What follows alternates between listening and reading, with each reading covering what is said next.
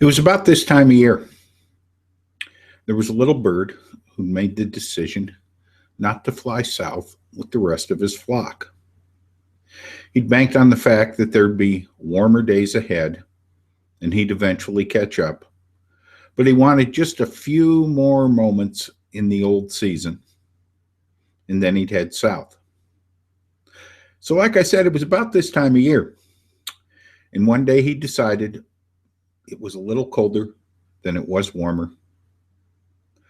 So he flapped his wings and headed south. About 25 miles into his journey, he ran into a rainstorm. And as he flapped harder and harder, he realized that the rain was turning to ice. And eventually, after a while, he got lower and then closer to the ground. And finally, his wings laden with ice, he plumped down, frozen in the middle of a field. For all intents and purposes, Little Bird was dead. A few hours later, along came a herd of cows. And the herd of cows did what a herd of cows do. In the warmth of the manure that had fallen on the little bird, revived him. It defrosted him. And he was so happy he began to sing.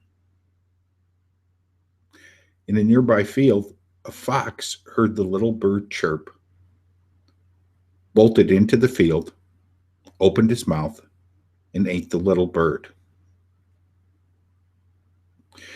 And the moral of the story is everybody that helps us isn't our friend. Everybody that hurts us isn't out to get us. And when you're warm and happy, keep your mouth shut. Good morning. I'm John Jerkowitz, and for those of you in the United States, welcome to Thanksgiving week. That's one of my favorite stories. I'm going to tell you what it means to me, other than kind of being a little bit of a cute limerick and a somewhat of a warning. I want to talk a little bit about change. Now, as soon as we mention the word change, most of the people I know kind of get a look on their face like somebody forgot to wrap up and dispose of a rotten piece of fish.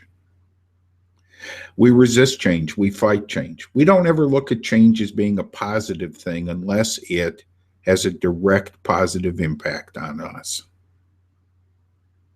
Little Bird dawdled and didn't really want to change with what was going on. So in the end, he ended up suffering a couple consequences he really didn't care to.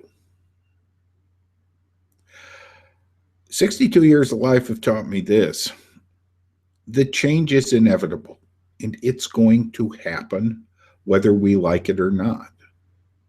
And we can shake our fist at the sun, the moon, and the stars. We can complain that it just ain't right.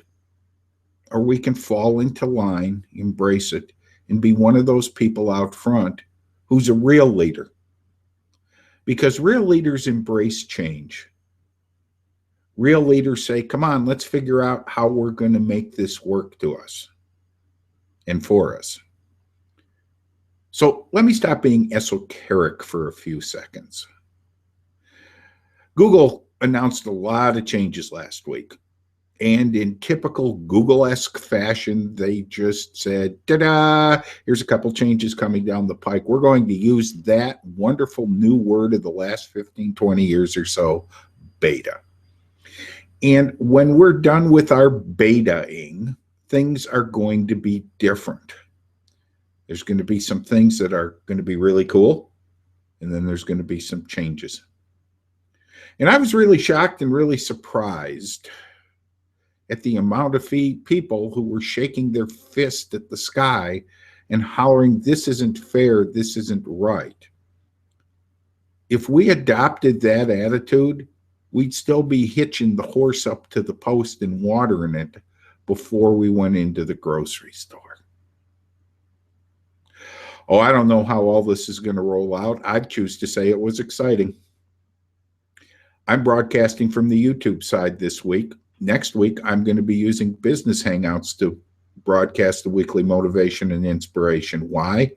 Because if the event page does go away, I have to find another format to communicate with you. I'm not going to fold my tent. I'm not going to thumb my nose. And I'm not going to say, ain't it a shame? So what about you?